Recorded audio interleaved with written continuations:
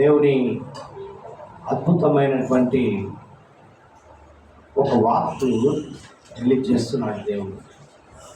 ఇది నా సంఘాన్ని ఒకటి అడుగుతున్నాడు దేవుడు ఇస్తే దేవుడు నీపై కరుణ కటాక్షము దయ చూపించినప్పుడు నువ్వు సంతోషంగా ఉంటున్నావా? ఉంటున్నారా? ఉంటున్నాగా. అంటే దేవుడు ఇచ్చేటి అన్ని పొందుకుంటూ దేవుడు చేస్తున్న కార్యాలు, దేవుడు చేసిన ప్రతి మేలు ఉపకారాలు పొందుకొని మనము సంతోషంగా జీవిస్తున్నాం. హల్లెలూయా. ఎంతమంది నిజంగా నేను సంతోషంగా ఉన్నాను అన్న వారందరూ చేతులు ఎత్తారు. మరలా గుర్తు చేస్తున్నా. చేతులు ఎత్తిన వారందరూ గుర్తు చేస్తున్నా. మరలా అడుగుతున్నా, పొందుకున్న వాటిని అన్నింటిని బట్టి సంతోషంగా జీవిస్తున్నావా? కదా అమ్మా, ఎన్ని సంవత్సరాల నుంచి దేవుని ఎరిగి ఉన్నాం? వెళ్తాం.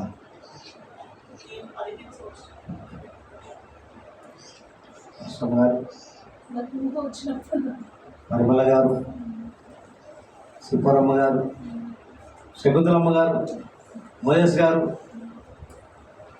బ్రదర్ జిమ్మి గారు, నరేష్ గారు, కౌశిక్, సుచరిత, నేహ, నయోమి, ఇక్కడ ఉన్న వాళ్ళందరూ, ప్రకాష్ గారు, నేను, అందరము మనకు ఊహ వచ్చినప్పటి నుంచి, పెరుగుతున్న జ్ఞానము వచ్చినప్పటి నుంచి కదా.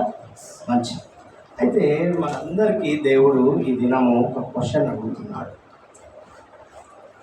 దేవుణ్ణి సంతోష పెట్టాలి ఎలా?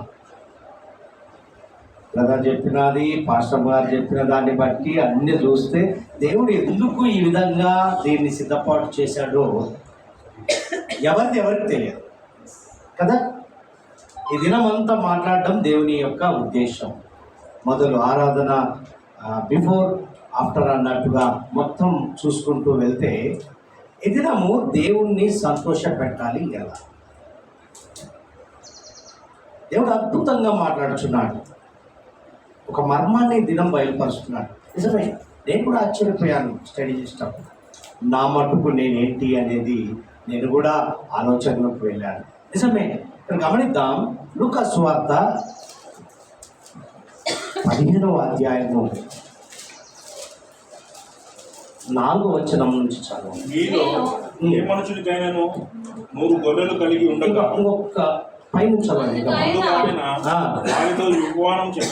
చూడండి ఎవరితో చెప్తున్నాడంటే పై వచనాల్లో ఉంటుంది. సదుకాయులు, పరిసయ్యులు లాంటి, శాస్త్రులు లాంటి కొంతమంది విమర్శకులకు దేవుడు ఒక ఉపమానం చెప్తున్నాడు.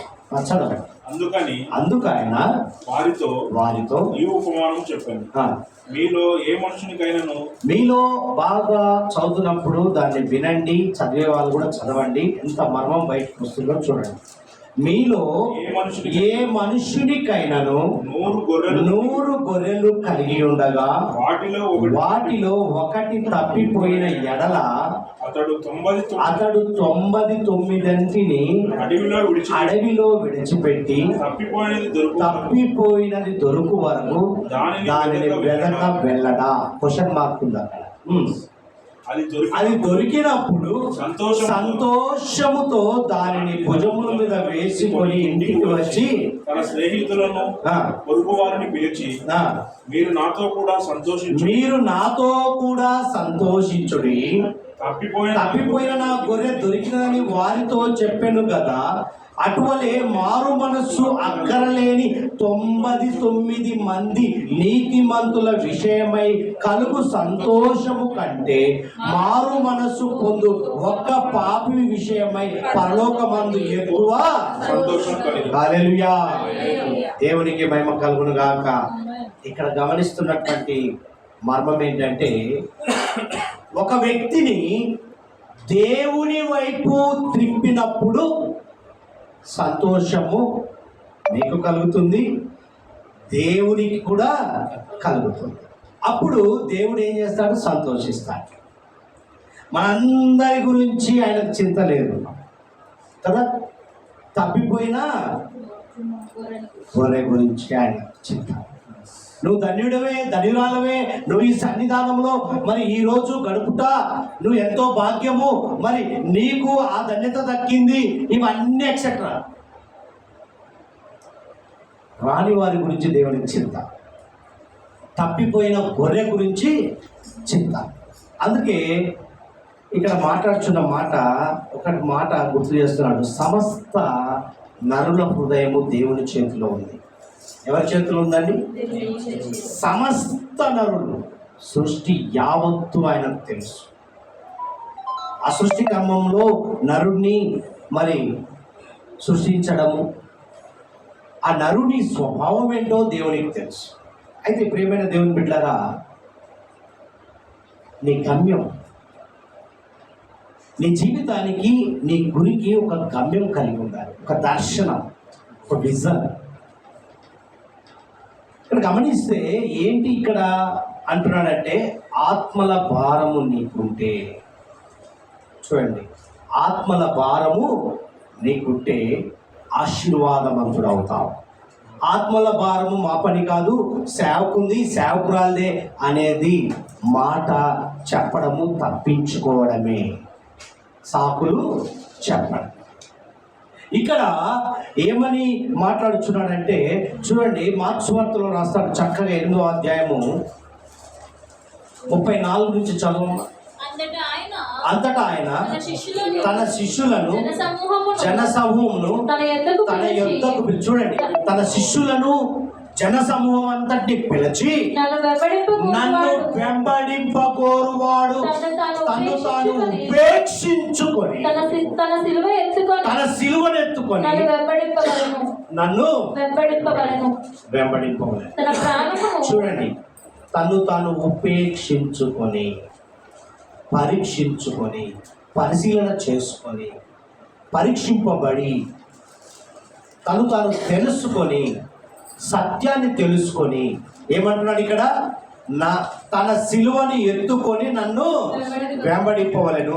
తన ప్రాణమును రక్షించగల గోరువాడు దాన్ని పోగొట్టుకొనును. నా నిమిత్తము చూడండి, నా నిమిత్తమును, సువార్త నిమిత్తమును తన ప్రాణమును పోగొట్టుకొనువాడు దాన్ని రక్షించుకొనును.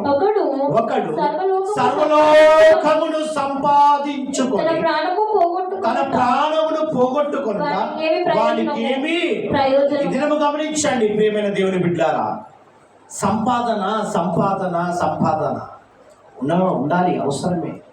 కానీ సర్వలోకాన్ని అంతా సంపాదించుకొని చివరికి ఏమైందంట చూడండి, తన ప్రాణమును పోగొట్టుకొనుట వానికి ఏమి. మనం చూసాం ప్రీవియస్ దినాల్లో, ఇప్పటికి కూడా చూస్తున్నాం, క్షణములో కూడా జరిగిన సంఘటనలన్నీ గమనిస్తున్నాం. నీ మటుకు నీవు ధన్యుడు. ఎందుకు? ఆయన యందు భయభక్తులు కలిగిన జీవితంతో జీవించుట, ప్రార్థించుట, ఆయన వాక్కును గ్రహించుట వలన బ్రతికి ఈ దినము ఆరాధిస్తున్నాం. మంచిదే. ఇక్కడ ఏమంటున్నాడంటే చూడండి, ఏమని వ్రాయబడింది, సువార్త నిమిత్తము, నా నిమిత్తమును సువార్త నిమిత్తము తన ప్రాణమును పోగొట్టుకుని వాడు దాన్ని రక్షించుకొనును. ఒకడు సర్వలోకమును సంపాదించుకొని తన ప్రాణమును పోగొట్టుకొనుట వానికి ఏమి ప్రయోజనము? మనుష్యుడు తన ప్రాణముకు ప్రతిగా ఏమి ఇయ్యగలను? హల్లెలూయా. ప్రాణం కట్టి ఏమి ఇస్తాడండి? చూసారా, ఇక్కడ మాట్లాడుచున్న మాట ఏంటంటే చూడండి, వ్యభిచారమును పాపమును చేయు ఈ తరము వారిలోనున్న గూర్చియు నా మాటలు గూర్చియు సిగ్గుపడువాడెవడో వారిని గూర్చి మనిషి కుమారుడు తన తండ్రి మహిమ గలవాడై పరిశుద్ధ దూతలతో కూడా వచ్చినప్పుడు సిగ్గుపడునని చెప్పాను. ఇక్కడ ఏంటంటే మర్మము, సువార్త విషయమై సిగ్గు పడకూడదు. ఎందుకు ఈ మాటలు గుర్తు చేస్తున్నాడు? నీ మటుకు నీవు ఆలోచన చేయి. ఇన్ని సంవత్సరముల జీవిత చరిత్రలో ఒక తప్పిపోయిన గొర్రెను నువ్వు కనుగొన్నావా? ఒక్క విశ్వాసినైనా ఆయన వైపు, ఒక అవిశ్వాసినైనా విశ్వాసిగా మార్చి ఆయన యొద్దకు తీసుకొచ్చావా? ఈ దినం అడుగుతున్నాడు. నువ్వు దేవుణ్ణి సంతోష పెట్టాలి అంటే తప్పిపోయిన గొర్రెను తీసుకురావాలి. అప్పుడే దేవుడు నీ పట్ల సత్యం. నువ్వు ఆరాధించినందుకు, నువ్వు ఆయన గణపరిచినందుకు, నువ్వు ఆయన మీరు నా మాట వినిన ఎడలా, మాట ఏంటో తెలుసా? ఏంటి ఆ మాట? సర్వలోకానికి వెళ్ళి సర్వ సృష్టికి అదే మాట. కానీ నా మాట విని అంటే ద్వితీయోపదేశకాండంలో చెప్పినవన్నిటినీ నా మాట వినంటే ప్రార్థన చేయడము, ఆయన వాక్యము చదవడము, ఆయన ఎందు భయభక్తులు కలిగి జీవించడము, అది ఒక ఎత్తైతే నీ పనేంటి? నువ్వు సహవాసము చేస్తున్నావు అంటే, దేవునితో సహవాసం చేస్తున్నావు అంటే ప్రక్కవాడు నిన్ను వలని పొరుగువాన్ని ప్రేమించాలి అంటే రక్షించడం. ప్రేమను చూపించడం ఒక ఎత్తు, వాణ్ణి బ్రతికించడము ఒక ఎత్తు. అందుకే ఇక్కడ అంటున్న మాట ఏంటంటే, చూడండి సామెతల గ్రంథంలో ఒక చక్కని మాట రాస్తాడు జ్ఞాని అయిన సొలొమోను గారు రాస్తాడు ఒక చక్కని మాట. 11వ అధ్యాయంలోనికి వెళ్ళమ్మా, 30వ వచనాన్ని ఒకసారి చూడు. 30-31.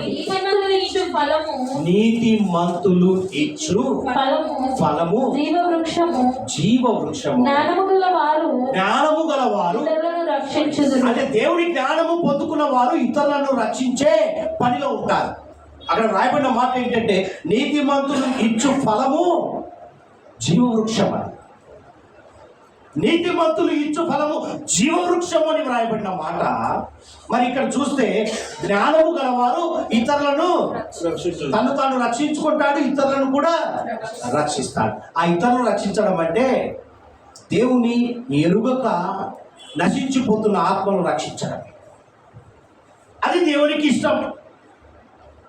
నువ్వు ఆయన యందు భయభక్తులు కలిగి క్రమముగా వాక్యం చదువుతూ, క్రమంగా ప్రార్థన చేస్తూ, క్రమంగా సంఘానికి వస్తూ, క్రమముగా నేను నా ఇంటి వారు అని నువ్వు ఇదే నా భాగ్యం అని చెప్పుకునే రీతిలో నడుస్తున్నటము దేవునికి ఒక పక్కే సంతోషంగా ఉంటుంది, ఫుల్ఫిల్గా ఉండదు. ఎప్పుడైతే నశించిపోతున్న ఆత్మను రక్షించి ఆ తప్పిపోయిన గొర్రె కోసం, ఇక్కడ ఉన్న 99 గొర్రెల గురించి ఆలోచించలేదు. అక్కడ ఒక్క తప్పిపోయిన గొర్రెనే వెతికాడు, రక్షించాడు, తీసుకొచ్చాడు, అందరికీ తెచ్చి ఈ సంతోషంలో మీరు కూడా పాలి భాగస్తులుగా ఉండాలి అని గుర్తు చేశాడు. ఇది మన పరిస్థితి అలాగే ఉంది. వస్తున్నాం, వెళ్తున్నాం ఆనవాయితీగా, ఆచారముగా. కానీ ఒక ఆత్మనైనా రక్షించామా? ఒక ఆత్మనైనా దేవుని వైపు త్రిప్పామా? సువార్త విషయంలో సిగ్గు పడకూడదు అన్నాడు. మనం సువార్త చెప్పాలన్నా, బైబిల్ పట్టుకోవాలన్నా సిగ్గుపడతాం, అవునా? ఆ బైబిల్ను డైరెక్ట్గా పట్టుకోలేము, కవర్లో పెడతాం కనపడకుండా, దాన్ని ఎంతో సేఫ్టీగా, మంచిదే. కానీ మాంసం తింటామని ఎముకలు మెడలు వేసుకుంటామా? ఈ డైలాగులు సొల్లు అవసరం లేదు దేవునికి.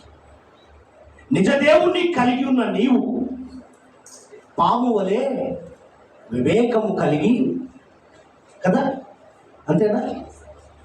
అంటే కొన్నిసార్లు యేసుక్రీస్తు ప్రభువారు కూడా తప్పుకున్న పరిస్థితులు ఉన్నాయి. ఆ పరిస్థితిని బట్టి నువ్వు తప్పుకొని నువ్వు సువార్తను చేయి. అంతేగాని సువార్త చేయమన్నాగా చెప్పి తల్లులు తిన్నా సువార్త చేయడము, ఎదుటి వానికి కోపం వచ్చినట్టుగా నువ్వు చెప్పడము, ఇది కాదు దేవుని ఉద్దేశం. ఎలా ఉండాలి అంటే, నిన్ను చూడగానే నిన్ను ప్రేమించే వ్యక్తి కనపడ్డప్పుడు, ఆ కనపడ్డ వ్యక్తిని దేవుడి ప్రేమను పంచినప్పుడే నువ్వు వారిని ఒక విత్తనం వేసినట్టుగా ఉంటుంది, ఒక బీజం వేస్తావు. అందుకే ఇక్కడ వ్రాయబడిన మాట చూస్తే, నీతిమంతులు ఇచ్చు జీవఫలము, నీతిమంతులు ఇచ్చు ఫలము జీవవృక్షం. మనం ఇచ్చే ఫలం ఎలా ఉండాలంటే అది జీవవృక్షంగా నాటబడాలి. నువ్వు నాటుతున్న మాట ఏదైనా సరే వారి జీవితాన్ని మార్చేటట్టుగా ఉండాలి, వారి స్థితిని మార్చేటట్టుగా ఉండాలి. అంతేగాని వారి స్థితిని వారిగా మారకుండా, నీ వైపు చూడకుండాట్టుగా చేసుకోకూడదు. అందుకే దేవుని యొక్క ఉద్దేశం చూడండి, నీతిమంతులు భూమి మీద ప్రతిఫలము పొందుదురు. ఏ నీతిమంతులు? దేవుడు చెప్పినట్టుగా చేసిన వారు, అది నీతి. నా మాట వినిన ఎడల అంటే ఆయన మాట ఏంటి అనేది మనం గ్రహించాలి. నువ్వు లోపడ్డము, నువ్వు ఆయన వైపు తిరగడము, నువ్వు ఆయనను క్రమముగా, ఆయన వాక్కును, ఆయన స్వరాన్ని గైకొనే మరి అన్నిటి విషయాల్లో ఓకే. అన్నేసి చూడు, నన్నేసి చూడు. ఉప్పు లేకపోతే అది టేస్ట్ ఉంటుందా? ఇది కూడా అంతే. నువ్వు అన్నీ చేస్తున్నావు, ఈ ఒక్కటి నాకు కనబడటం లేదు అంటున్నాడు దేవుడు. అవునా? ఇలా చేస్తే స్వార్థ పరిమళ వాసనగా వెదజల్లుతుంది. మందిరాలు పట్టజాలనంతగా విస్తరింపబడతాయి. అందుకే మనం ఎదగట్లేదు. ఎదగకపోవడానికి కారణం ఏంటంటే నీ సువార్తను నీ వరకే ప్రిన్సెస్ చేసుకున్నావు. అంటే ఏమంటారు, కట్టడ. జాగ్రత్త సుమ, ఈ దినం దేవుడు మాట్లాడుతున్నాడు. చూడండి అక్కడ ఏమంటాడు, నీతిమంతులు భూమి మీద ప్రతిఫలం పొందుదురు, భక్తిహీనులను పాపులను మరి నిశ్చయముగా ప్రతిఫలము పొందుదురు కదా. మనం చేస్తే వాళ్ళు మాట్లాడరా? ఆ భక్తిహీనుడు అనే మాట కొట్టివేయబడుతుంది. నువ్వు సర్వలోకానికి వెళ్ళి సర్వ సృష్టికి సువార్తను ఒక్క మాట చెప్పావా, చనిపోయేవాడు ఆ క్షణమే ఇక అయిపోయింది నా పరిస్థితి అనుకున్నవాడు మార్చగలడు, వాడి జీవితము నిలబెట్టగలడు.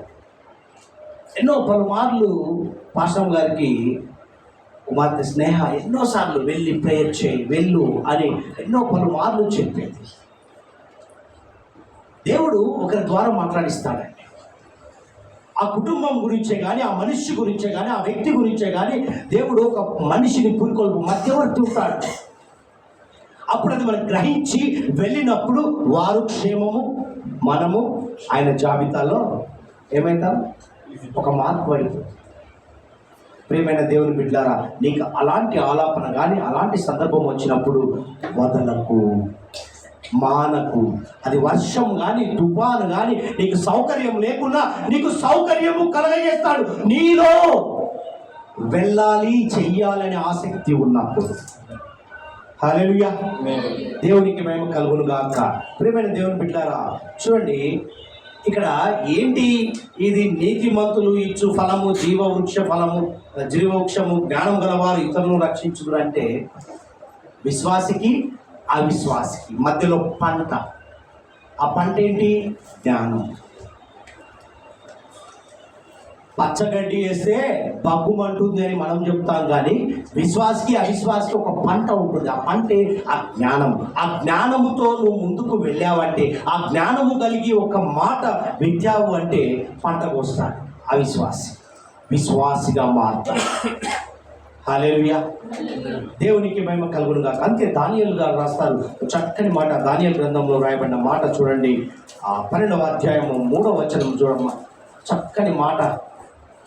మీరు బుద్ధిమంతులైతే, చూడండి బుద్ధిమంతులైతే, ఏ బుద్ధిమంతులు? సామెతల్లో రాసిన ప్రకారము ఏమని రాశాడమ్మా అక్కడ? సామెతల గ్రంథంలో రాయబడిన మాట 11వ అధ్యాయం 30వ వచనం ఏమంటాడు అక్కడ? నీతిమంతులు రక్షించే పనిలో ఉంటాడు. అంటే ఇక్కడ ఏమంటున్నాడు? బుద్ధిమంతులైతే ఆకాశమందులోని జ్యోతులను పోలిన వారై ప్రకాశించెదరు, నీతి మార్గం అనుసరించి నడుచుకున్నట్లు ఎవరు అనేకులను, చూడండి ఒక్కరిద్దరున్నారా, ఎవరు అనేకులను త్రిప్పుదురో వారు నక్షత్రం వలె నిరంతరము. హల్లెలూయా, దేవుని వైపు త్రిప్పేవారు ఎలా ఉంటారంటే నిరంతరము ఫలించి అభివృద్ధి చెందెదరు. దేవుని వైపు త్రిప్పేవారు. ఈ దినము దేవుడు అడుగుతున్న మాట, నన్ను ఎలా సంతోషపెడతావు అంటే నా వైపు త్రిప్పే పనిలో నువ్వు ఉన్నప్పుడే నేను సంతోషిస్తానంటున్నాడు దేవుడు. నువ్వు 7 మార్లు 8 మార్లు 9 మార్లు దినమంతా ప్రార్థన చేసిన దేవునికి అది ఎలా ఉంటుందంటే అంతే కదా అన్నట్టు. కానీ ఒక్క అవిశ్వాసిని విశ్వాసిగా మార్చావా, దేవునికి ఎంత సంతోషం ఉంటుందంటే, నా బిడ్డ నా మాట విన్నాడు. తల్లిదండ్రులే కానీ, టీచర్సే కానీ, ప్రొఫెసర్సే కానీ, కాలేజీలో కానీ ఎక్కడైనా స్టూడెంట్ వారి మాటను అంగీకరించినప్పుడు వారు ఎంత సంతోషిస్తారో దేవుడు కూడా అంత సంతోషిస్తారు కదా. మీరు నా మాట వినిన ఎడలా అంటే, మీరు నా మాట వింటే తల్లిదండ్రులు అంటారు కదా, పిల్లలు బాగుపడతారు. దేవుడు కూడా అంటున్నాడు, నా మాట వింటే నువ్వు ఒక్కడివే కాదు, ఇతరులను కూడా రక్షించే పనిలో ఉంటావు. దేవునికి మహిమ కలుగును గాక. ప్రియమైన దేవుని బిడ్డలారా, యూదా గారు రాస్తారు చూడండి, యూదా పత్రిక ఒక్కటే ఉంటుంది చివరిలో, ప్రకటన కంటే ముందు 23వ వచనం చదవమ్మా. 22 నుంచి చదువు. యూదా పత్రిక. సందేహపడు వారి మీద కనికరము చూసారా బా ఎంత చక్కగా. సందేహం, నిత్యము సందేహం, నిత్యము కలవరం. ఇక్కడ ఏమని రాయబడిందమ్మా? సందేహపడు వారి మీద కనికరము. నీ పనేంటి? వారి మీద సందేహపడ్డాడు, ఇంకా సందేహం రేపుతాం. అది అక్కర్లేదంటున్నాడు దేవుడు. సందేహము పడువారి మీద కనికరము చూపుడి, అగ్నిలో నుండి లాగినట్టు కొందరిని రక్షించుడి. హల్లెలూయా. అగ్నిలో నుండి చూడండి, కాల్తున్న వారిని ఎలా దన్మని ఇట్లా లాగేస్తాం కదా, రక్షించాలి అనే భావన కలిగి ఉంటావే, అలాంటి భావన నీలో కసి ఉండాలి అంటున్నాడు దేవుడు. ఎలాంటి కసి? అగ్నిలో నుండి లాగినట్టు కొందరిని రక్షించుడి, శరీర సంబంధమైన వారిని అపవిత్ర ప్రవర్తనకు ఏ మాత్రము నొప్పకొనక దానిని అపహరించుకొనుచు, భయముతో అసహించుకొనుచు. చూడండి, ఏమి పట్టించుకోవద్దు. వారు ఎటువంటి వారైనా సరే నీ పనేంటి? రక్షించడమే, రక్షించడమే. ఆ అపాయము నుండి వారిని రక్షించడమే, ఆ ఊపిలో నుండి వారిని చేయించి లాగడమే. దావీదుని ఏ విధంగా ఆయన హస్తం ఇచ్చి లాగాడో ఆ విధంగా క్రమము చేయమంటున్నాడు దేవుడు. ప్రియమైన దేవుని బిడ్డారా, చూడండి, త్రొట్టిల్లకుండా మిమ్మల్ని కాపాడుకొనుటకు తన మహిమ ఎదుట ఆనందముతో మిమ్మల్ని నిర్దోషులుగా నిలవబెట్టుటకును శక్తిగల మన రక్షకుడైన అద్వితీయ దేవునికి మన ప్రభువైన యేసుక్రీస్తు ద్వారా మహిమయు మహత్యమును ఆధిపత్యమును అధికారమును యుగ యుగములకు పూర్వమును ఇప్పుడును సర్వయుగములు కలుగును గాక. ఆమేన్. చూసారా, నువ్వు చేయుచున్న క్రమంలో నువ్వు త్రొట్టిల్లకుండా మిమ్మును కాపాడుకొనుటకు. నువ్వు ఈ క్రమము చేసేటప్పుడు నిన్ను కాపాడడానికి ఆయన మహిమ, ఆయన ప్రభావము, ఆయన శక్తి ఆవరించి ఉంటుంది. నువ్వు ఆ పనిలో ఉంటే, అంటే నువ్వు దేవుడి పనిలో ఉంటే దేవుడు నీ పని చేస్తాడు, అంతే. సింపుల్. ఈ దినం మనం నేర్చుకోవాల్సింది ఏంటంటే, నీవు ఆయన పనిలో ఉంటే నీ పని ఆయన చేస్తుంటాడు. మనకున్నటువంటి ప్రతి మాసము వేదన, బాధన, శోధనలు ఏంటి అంటే మనకున్న ఈఎంఐలు, అప్పులు. ఆయన పనిలో ఉండు, ఆయన పనిలో ఉండు. ఆయన పొలం ఇచ్చాడు, వ్యవసాయం చేసే పనిలో ఉండు. నాగలి ఇచ్చాడు, దాన్ని ఏం చేయాలి? దున్నే పనిలో ఉండాలి, దాన్ని ఎత్తి పట్టుకోవడంగా. ఆ పనిలో ఉండు. నీ పని నేను ఫుల్ఫిల్ చేస్తానంటున్నాను. అప్పుడు నేను సంతోషపడతాను. నువ్వు నీది అప్పు తీరిందా, నీ ఈఎంఐ వెళ్ళిపోయిందా, అమ్మయ్యా దేవుడు సహాయం చేసి, దేవుడు నన్ను సంతోషపెట్టి. మరి నువ్వెప్పుడు దేవుడిని సంతోషపెట్టి? ఎప్పుడో నువ్వు పొందుకోవడమేనా? నువ్వు దేవునికి, ఆయన రుణస్థుడు కాదండి, ఆయన పక్షపాతి కాదండి. అది ఎప్పటికీ సందర్భాన్ని బట్టి. నీకు చెప్పిన క్రమము నువ్వు చేసినప్పుడు ఆయన నీ పట్ల సంతోషిస్తాడు. అందుకే అంటాడు, ఆత్మలను రక్షించేవాడు రక్షకుడు. ఎవరండి? రక్షించేవాడే కదా రక్షకుడు అనేది. పోలీసులను రక్షక భటులు అంటారు, రక్షించే వాళ్ళంట, సైనికులను, మిలిటరీ, ఎన్సిసి, రకరకాలుగా ఉన్నాయి. ఎన్ఫోర్స్మెంట్, రకరకాలైనటువంటి అన్నిటి వాటి మీనింగ్ అంతా రక్షించుట. ఈ దినము నీకు కూడా దేవుడు ఒక కమాండింగ్, ఒక పవర్ ఇచ్చాడు. నీకు కూడా రక్షించే పనినిచ్చాడు దేవుడు. దేవునికి మహిమ కలుగును గాక. ప్రియమైన దేవుని బిడ్డలారా, అందుకే మార్కు సువార్త 16:15 రాయబడిన మాట ఏంటి చూడండి. అక్కడ మీరు చదవండి, 16:15. మరియు మీరు సర్వలోకమునకు వెళ్ళి సర్వ సృష్టికి సువార్తను ప్రకటించుడి. నమ్మి బాప్తిసము పొందినవాడు రక్షింపబడును. నీ పనేంటి?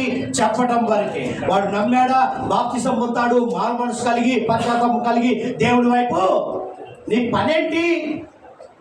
చెప్పడం. చూడండి, నమ్మిన వారి వలన చూడండి, నమ్మిన వానికి శిక్ష విధింప, నమ్మని వానికి. చూడండి, వాడి పని వాడి ఇష్టం. చెప్పడము నీ ధర్మం. చెప్పినప్పుడు వింటే దాన్ని సమ్మతిస్తే వాడికి రక్షణ అనుభవం వస్తుంది, లేకపోతే శిక్ష పాత్రుడు అవుతాడు. అక్కడ రాయబడ్డ మాట చూడండి ఎంత చక్కగా ఉంటుందో.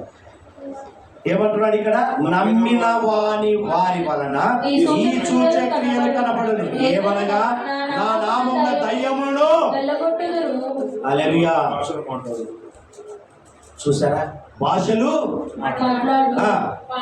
ఎత్తిపట్టు కొందరు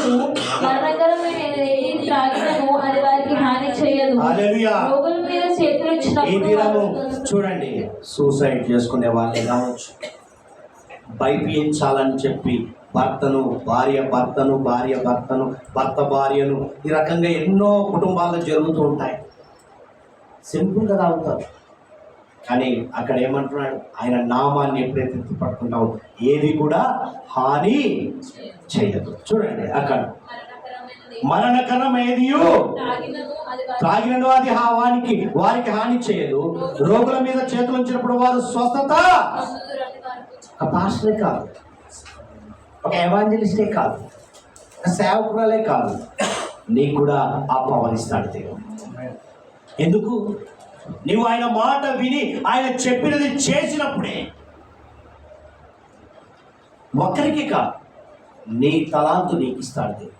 ఒక్కొక్కరికి ఒక తలాంతు, ఒక్కొక్కరికి ఒక వరం. అందుకే అప్పుడే నేను సంతోషిస్తాను. ఎప్పుడు నువ్వు సంతోషపడ్డమే కాదు, నువ్వు పొందుకోవడమే కాదు, నేను సంతోషపడుతున్నాను నీ పట్ల అంటే నువ్వు చేసే కార్యములను బట్టి. హల్లెలూయా. దేవునికి మహిమ కలుగుగాక. ఇక్కడ గమనిస్తే భూమి మీద అంటే ఈ జన సమూహము మధ్యలో ఒక్కడు కనపడ్డాడంటే అది నీకు ఆహారమే. ఏ ఆహారము? ఇక దొరికాడరా, వాడిని నేను దేవుని వైపు తిప్పాలి అనే కసి మనలో ఉండాలి. ఈ భూమి మీద కనపడు ఒక్కడు నీకు ఆహారం అగును అంటున్నాడు దేవుడు. దొరికిండ్రా బాబు వాడిని పిండేయాలి, ఇక మరలా వాడు చూడకూడదు అనేటట్టుగా చేయకూడదు. దేవుని వైపు మార్గం ఏంటో, ఆయన మార్గం సత్యము జీవము అని మనము చెప్పాలి. అప్పుడే దేవుడు సంతోషిస్తాడు. అందుకే ఇక్కడ ఆత్మలను సంపాదించి పనిలో మనం ఉండాలి. ఏ ఆత్మలు? నశించిపోతున్నా ఆత్మలు సంపాదించే పని మాకెందుకయ్యా చెప్పేది? సేవకురాలకే కదా అనుకుంటున్నామేమో. మీరు సర్వలోకానికి వెళ్ళి సువార్తను అంతే. సేవకుడు యాజకుడు ఒక్కడే వెళ్ళాలి అని ఎక్కడైనా ఉందా రాయబడి? గొర్రెలకు ఒక కాపరి అవసరం, ఆ మందకు ఒక వ్యక్తి అవసరం. అది అంతేకాని దాన్ని పట్టుకొని మా పని కాదని చెప్పి మన పని ఏంటి, వస్తున్నాం పోతున్నాం. నీ జీవితాన్ని ఒకసారి నెమరు వేసుకో. నీకు ఒక విజన్ ఉండాలి, ఒక దర్శనం. నీ జీవితానికి ఒక గురి. నీ అంబిషన్స్ ఎలా నెరవేర్చుకుంటావో దేవుని అంబిషన్ కూడా నెరవేర్చాలి. హల్లెలూయా. అందుకే ప్రకటన గ్రంథంలో 21వ అధ్యాయం 14వ వచనంలో ఉంటుంది. అక్కడ చూడండి, పరలోకమే మన మీద నిలబడినట్టుగా ఉంటుంది. అక్కడ చూడండి 21వ అధ్యాయం 14వ వచనం చదువు. ఆ పట్టణపు ప్రాకారము 12 పునాదులు గలది. 12 ఆ పునాదుల పైన గొర్రెపిల్ల యొక్క 12 అపోస్తులు 12 పేర్లు కనబడుచున్నవి. పరలోకమే మన మీద కనబడుచున్నట్టుగా అక్కడ రాయబడి ఉంది. యోహాన్ గారు రాస్తారు తన సాక్ష్యాన్ని. ఇక్కడ గమనించండి, అంటే ఎందుకు ఇవన్నీ చెప్తున్నా అంటే లూకా సువార్త 22వ అధ్యాయానికి వెళ్ళినప్పుడు అక్కడ గమనించండి. చూడండి, లూకా సువార్త 22వ అధ్యాయం 28 నుంచి చదవమా. శోధనల్లో చూడండి ఏమంటున్నాడు అక్కడ, నా శోధనలలో నా శోధనలలో. నాతో కూడా నిలిచి ఉన్న ఎవరు చెప్తున్నాడో తెలుసా? ఇది శిష్యులతో చెప్తున్నాడు. ఏమని చెప్తున్నాడు తెలుసా? 26 నుంచి చదవమా. మీరైతే ఆ. అలాగ ఉండరాదు. ఆ. మీరు గొప్పవాడు చిన్నవాడి వలెను ఆ. అధిపతి పరిచారకుని వలెను చూడండి ఉండవలెను. ఏమంటున్నాడు అక్కడ, మీరు అలా ఉండరాదు, మీలో గొప్పవాడు చిన్నవాడి వలెను అధిపతి పరిచారకుడి వలెను ఉండవలెను. ఆ. గొప్పవాడెవడు? గొప్పవాడెవడు? భోజన పంక్తిని కూర్చుండువాడే వాడా, పరిచర్య చేయువాడా. పంక్తిని కూర్చున్నవాడే కదా. చూడండి గొప్పవాడు ఎవరు అంటే మొదట వెళ్ళి కూర్చునేవాడు కాదు, పరిచర్య. మందిరానికి వస్తున్నాము అంటే మనం వచ్చి కూర్చోవడం కాదు. ఎవరు దేవునికి కను దృష్టిలో పడతారు అంటే పరిచర్య, పని చేసేవారిని దేవుడు గుర్తిస్తాడు. నాకు తెలిసి ఎక్కువగా మరి మోయస్ గారి, శకుంతల గారి మీద ఎక్కువ కను దృష్టి, అందుకే వారు యవనవుల వలె ఉన్నారు కదా. గతంలో మేమున్నాం, అందుకే దేవుడు ఈ భాగ్యం ఇచ్చాడు. ఎప్పుడు ఆదివారం వస్తుందా, ఎప్పుడు శనివారం వస్తుందా అని ఎదురు చూసేవాళ్ళు. ఆ కసి, ఆసక్తి మనం ఉండాలి. ముందున్న ఆసక్తి మీలో కనపరచబడలేదు, మీ మీద ఒక నింద మోపవలై ఉన్నదనే మాట మనకు కనపడకూడదు. హల్లెలూయా. చదువమ్మా. అయినను నేను మీ మధ్య పరిచర్య చేయమనే వాళ్ళే.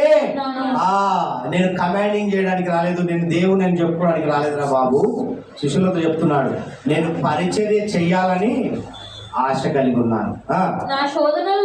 నా శోధనలో నాతో కూడా నిలిచి ఉన్నవారు మీరే. హల్లెలూయా. ఏం శోధనలు వస్తాయి? దేవుడు ఆయన నీ గురించి నా గురించి పడే శోధన ముందే బయలుపరుస్తున్నాడు. కనుక నా తండ్రి నాకు రాజ్యము నియమించినట్టుగా నా రాజ్యంలో నా బల్ల యొద్ద అన్నపానములు పుచ్చుకొని సింహాసనం మీద కూర్చుండి ఇశ్రాయేలు 12 గోత్రముల వారికి మీరు తీర్చికై నేను మీకు రాజ్యము నియమించి ఉన్నాను. హల్లెలూయా. అదండి మన పరిస్థితి. పరలోకమే మన మీద, దాని మీద మనం నివసిస్తున్నట్టుగా కనపడిస్తున్నాడు దేవుడు. ఎప్పుడు నేను ఆత్మ భారాలు కలిగి నశించిపోతున్న వారిని రక్షించి వెదకి రక్షించినప్పుడే ఆయన నిన్ను గుర్తించి ఆ స్థితిని కలుగజేస్తానంటున్నాడు దేవుడు. శిష్యులతో చెప్తూ ఈరోజు మనతో చెప్తున్న మాట. అందుకే యోహాను సువార్తలో రాయబడిన మాట చూడండి, 12వ అధ్యాయం 26వ వచనంలో రాయబడిన మాట చూడండి. ఒక చక్కని మాట ఉందాడ 26వ వచనంలో, ఒకడు నన్ను సేవించిన ఎడల నన్ను వెంబడింపవలెను. అప్పుడు నేను ఎక్కడ ఉందునో అక్కడ నా సేవకుడు ఉండును. ఒకడు నన్ను సేవించిన ఎడల నా తండ్రి అతన్ని. చూసారా? అంతే, మనం కూడా అదే బాటలో ఉండాలి. ఇక్కడ రాయబడిన మాట అపోస్తలుల కార్యములు చూడండి, ఆ పౌలు భక్తుల గురించి చెప్తున్న మాట చూద్దాం. అక్కడ ఇస్తున్న సాక్ష్యం 13వ అధ్యాయం 47వ వచనం చదవమా. అపోస్తలుల కార్యము 13వ అధ్యాయం 47వ వచనంలో, నీవు భూదిగంతముల వరకు రక్షణార్థముగా ఉండునట్లు నిన్ను అన్యజనులకు వెలుగుగా ఉంచి ఉన్నాను అని ప్రభువు మాకు ఆజ్ఞాపించినవి వారు చెప్తున్నారు. అక్కడ ఓ అపోస్తలులలో ఉన్నటువంటి సంఘ విశ్వాసులారా, అక్కడ రోమా ప్రభుత్వంలో ఉన్నటువంటి విశ్వాసులకు తెలియపరుస్తున్న విధానం పౌలు భక్తుడు చెప్తున్నాడు. మీరు అనుకుంటున్నారు, ఇక్కడ చూడండి, నీవు భూదిగంతములకు రక్షణార్థంగా ఉండునట్లు నిన్ను అన్యజనులకు వెలుగుగా. దేవుడు మమ్మల్ని వెలుగుగా ఉంచాడయ్యా. ఆషామాష వ్యక్తులను కాదు మేము.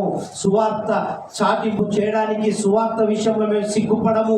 దేని విషయంలో ఆయన పని చేయడానికే వచ్చాము అని చెప్పినప్పుడు, ఈ మాట విన్నప్పుడు కింద వచనంలో రాయబడిన మాటలు చూస్తే అక్కడ అందరూ ఆ మాటకు సంబంధించి లోబడి రక్షణ అనుభవానికి వచ్చారు. హల్లెలూయా. కాబట్టి నువ్వు ఆషామాష వ్యక్తివి కాదు. నిన్ను పిలుచుకున్న దేవుడు, నిన్ను పిలిచిన విధానాన్ని గుర్తు చేసుకో. లోకంలో అందరున్నారు, నిన్నే మోషే, అబ్రహామును, ఇస్సాకును, యాకోబును, ఆదామును ఆరంభ దశ నుంచి మొదలు పెట్టుకుంటే సెలెక్టెడ్ పర్సన్స్ దేవుడు సెలెక్ట్ చేసుకుంటాడు.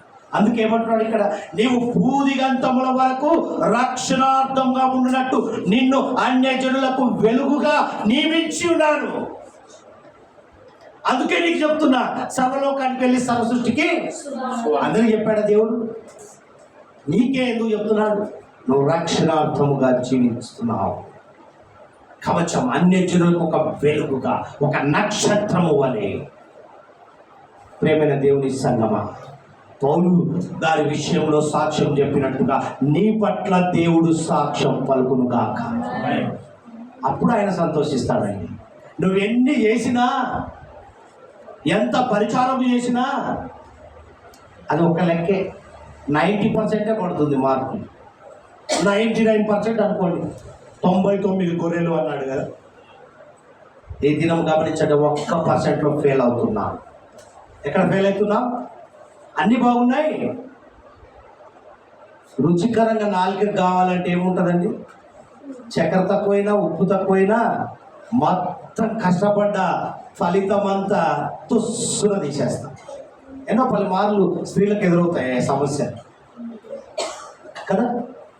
నేను కూడా అంటుంటాను అప్పుడప్పుడు, ఏం బాగలేదంట, ఇంత కష్టపడి చేస్తే బాగలేదంట. అంటే ఉప్పు తక్కువైంది, కారం తక్కువ కదా. కారం తక్కువైనా పర్లేదు, ఉప్పు తక్కువ కాదు. దేవునికి మహిమ కలుగును గాక. ప్రియమైన దేవుని బిడ్డలారా, పౌలు గారి విషయంలో దేవుని సాక్ష్యం ఎలా ఉందో అలాంటి సాక్ష్యం మనలో వచ్చును గాక. దేవునికి మహిమ కలుగును గాక. రోమీయులకు రాసిన పత్రికలో ఉంటుంది చూడండి, అక్కడ 1వ అధ్యాయం 16వ వచనాన్ని చూడండి, 16-17 రాయబడిన మాటలు చదవండి. సువార్తను గూర్చి నేను సిగ్గుపడువాడను కాను, ఏలనేగా నమ్ము ప్రతి వానికి, మొదట యూదునికి గ్రీసు దేశస్తునికి కూడా రక్షణ కలుగజేయటం అది దేవుని శక్తి అయి ఉన్నది. నీతిమంతుడు విశ్వాస మూలంగా జీవించునని వ్రాయబడిన ప్రకారం విశ్వాసం మూలంగా అంతకంతకు విశ్వాసం కలుగునట్లు దేవుడు నీతి దాని యందు బయలుపరచబడి ఉన్నది. హల్లెలూయా. దేవునికి మహిమ కలుగును గాక. ప్రియమైన దేవుని బిడ్డలారా, ఈ దినము సువార్త విషయంలో దేవుని గురించి తెలియపరచబడే చిన్నలు పెద్దలు గమనించండి. స్కూల్కి వెళ్తున్న పిల్లలే కానీ, కాలేజీకి వెళ్తున్న పిల్లలే కానీ తోటి స్నేహితులతో షేర్ చేసుకోవాలంటే నువ్వు క్రైస్తవులు అని తెలుస్తుందేమో. యేసుక్రీస్తు గురించి చెప్తే చెప్పు, వారి ఆనందం, వారి ముఖంలో ఉన్న ఆనందాన్ని గమనించు. నేను నిజ దేవుణ్ణి కలిగి ఉన్నాను అనే సత్యాన్ని బయలుపరిచినప్పుడు వారిలో ఒక విత్తనం వేసినట్టుగా ఉంటావు. వారు మారుతారు. వారి కుటుంబ సమస్యలు నీకు షేర్ చేసుకుంటారు. వారు జీవిస్తున్న విధానాన్ని నీకు షేర్ చేసుకున్నప్పుడు నువ్వు షేర్ చేసుకో, మా దేవుడు ఇలా చేశాడు. మార్చకు, మాట చెప్పు. నువ్వు వెంటనే మారు అని చెప్పకు, విను అని చెప్పు, నువ్వు చూడు అని చెప్పు. ఒకసారి తిని చూడు అంటాం కదా, ఒకసారి వచ్చి చూడు అంటాం కదా, అలా చెప్పు. చేంజ్ చేస్తావు, వారి లైఫ్ను చేంజ్ చేస్తావు. అలా చెప్పకుండా మేము క్రైస్తవులం అని చెప్పి దూరాన నిలబడి సిగ్గుపడుతూ చాటుగా ఉంటే సర్వలోకానికి వెళ్ళి సర్వ సృష్టికి ఏ విధంగా చెప్తామని ఎలా వస్తుంది? దేవుడు ఎలా సంతోషపడతాడు? దేవునికి మహిమ కలుగును గాక. అందుకే ఈ దినం గమనించండి, నిన్ను నన్ను మనల్ని ఎవరు తృప్తి పరచలేరు, ఒక దేవుడు ఒక్కడు కదా. అందుకే అంటాడు కదా, దేవుడు ఒక్కడే తప్ప. అందుకే కీర్తన గ్రంథంలో 103వ కీర్తనలో చూడండి, కీర్తనలో రాయబడిన మాట 103 5వ వచనంలో ఏమంటాడో చూడండి. పక్షిరాజు యవనము వలె నీ యవనము బ్రతదగుచున్నట్లు మేలుతో నీ హృదయమును తృప్తి పరచుదును. హల్లెలూయా. నువ్వు ఎప్పుడు చూసినా ఎవర్ గ్రీన్ అంటాం కదా, ఎవరు ఎప్పుడు ఆయన మేలుతో నిన్ను తృప్తిపరుస్తున్నాడు అంటే, ఆయన ఒక్కడే నిన్ను తృప్తిపరుస్తున్నాడు అంటే ఆయన మాట నువ్వు వింటావు కాబట్టి. అంతేనా? ఆయన మాట విన్నప్పుడే నువ్వు తృప్తి పొందుతావు. అందుకే అంటాడు కదా 91వ కీర్తనలో 14వ వచనంలో ఏమంటాడో చూడమాట త్వరగా. హృదయం చూడండి, లేవగానే ఏం చేయాలి? మనం ప్రార్థన మొరపెట్టాలి. ఏమన్నాడమ్మా? నీ కృపతో మమ్మును తృప్తిపరచు, అప్పుడు మేము మా దినములన్నీ ఉత్సహించి మనం మొరపెట్టాలి. మొరపెట్టినప్పుడు ఏమవుతుందంటే 91వ కీర్తన 15-16 వచనం చూడండి. అతడు నాకు మొరపెట్టగా నేను అతనికి ఉత్తరం ఇచ్చాను, శ్రమలో నేను అతనికి తోడైను, అతన్ని విడిపించి అతన్ని గొప్ప చేసేదను, దీర్ఘాయు చేత అతన్ని తృప్తి పరిచెదను, నా రక్షణ అతనికి. చూసారా, ఇంత రియాలిటీగా, ఇంత నిజంగా చెప్పాలి అంటే మనం ఎంత అద్భుతమైన దేవుణ్ణి కలిగి ఉన్నాము. సత్యము కలిగిన దేవుణ్ణి, మాట ఇచ్చి మాట నెరవేర్చే గొప్ప దేవుణ్ణి. ఆ మాట ఇచ్చి నెరవేర్చే గొప్ప దేవుడిని నువ్వు కలిగి ఉన్నావు కాబట్టి ఆ మాట నెరవేర్చే బిడ్డగా నువ్వు ముందుగా. అలాంటి నీలో క్రియ చూడాలనుకుంటున్నాడు దేవుడు. అందుకే అంటున్నాడు, ఏమంటాడంటే మత్తయి సువార్తలో 28వ వచనానికి వెళ్ళమ్మా, 28వ అధ్యాయంలోకి వెళ్ళు. చివరిగా చెప్తున్న మాట, మరి నిన్ను ఇంతగా తృప్తిపరుస్తూ ఇంతగా నీ పట్ల సంతోషించాలంటే నువ్వు ఏం చేయాలో దేవుడు చెప్తున్నాడు. చదవమ్మా, 19వ వచనం చదువు. 19-20. కాబట్టి మీరు ఎంత రిక్వెస్ట్ చెప్తున్నాడండి, సునాయాసంగా చెప్తున్నాడు. ఎలా చెప్తున్నాడు తెలుసా? నా కాడి సులువుగా ఉంటుంది, భారం ఉండదు అని చెప్తే ఏమంటున్నాడంటే, కాబట్టి మీరు వెళ్ళి సమస్త జనులను శిష్యులుగా తండ్రి యొక్కయు పరిశుద్ధాత్మ యొక్కయు నా నామములోనికి వారికి బాప్తిసం ఇచ్చుచు నేను మీకు ఏ సంగతులను ఆజ్ఞాపించుచును వాటన్నిటిని గైకొనవలని వారికి బోధించుడి. ఇదిగో నేను ఇదిగో సమాప్తి వరకు సదాకాలం మీతో కూడా. హల్లెలూయా. నిన్ను తృప్తిపరుస్తూ నీ పట్ల సంతోషం వ్యక్తపరుస్తూ మరలా ఆయన సంతోషించే పని నువ్వు చేయాలని ఈ క్రమము చేయండి అని ఈ దినము గుర్తు చేస్తున్నాడు.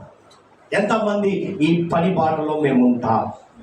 ఎంతమంది మేము ఈ దినము ఒక కమిట్మెంట్, ఒక ఉద్దేశము, దేవుని ఉద్దేశాన్ని నెరవేర్చే వారిగా మేము ఉంటాము అన్నవారు ఒక్కసారి చేతులెత్తండి. నిజంగా మరి ఇప్పటి వరకు మేము జీవించిన విధానం, ఇప్పటి వరకు మేము వచ్చిన విధానం వేరు. ఇక మొదలు వచ్చే ఆదివారము మేము పునరుద్ధరణము ఒక్కరినైనా తీసుకురాగలుగుతామనే సత్తా మనలో ఉండాలి అని చెప్పింది అదే. ఏమంటున్నాడు? కాబట్టి మీరు వెళ్ళి సమస్త జనులను శిష్యులుగా చేయండి, తండ్రి యొక్క కుమారుని యొక్క పరిశుద్ధాత్మ యొక్క నామంలోనికి వారికి బాప్తిసం ఇచ్చుచు నేను ఏ సంగతులనైతే అది చెప్పినప్పుడు వారు మారు మనసు కలిగి పశ్చాత్తాపం కలిగి వారు ఏ స్థితిలో ఉన్నారో వారి స్థితినే గతినే మార్చే దేవుడి దగ్గరికి తీసుకొని రావాలని దేవుని యొక్క ఉద్దేశం. ఇది చేస్తే నీ నా మన పట్ల దేవుడు సంతోషిస్తాడు. హల్లెలూయా. ఎవరి మాటలు దీవించుడుగా. దేవుని ఎలా సంతోషపెట్టాలండి? దేవుని ఎలా సంతోషపెట్టాలి? నశించిపోతున్న వారిని వెతికి రక్షించి ఒక ఆత్మనైనా ఆయన యొద్దకు తీసుకొచ్చినప్పుడు ఆయన నీ నా మన పట్ల సంతోషం పడతాడు. అప్పటి వరకు నీ పట్ల దేవునికి సంతోషము లేదు. ఒకవేళ నువ్వు తెచ్చావా, ఇంకా ఎదురు చూస్తాను. ఆ పనిలో మనం ఉందాం. అందుకే అంటున్నాడు, నన్ను జ్ఞాపకము చేసుకొనుడి. హల్లెలూయా.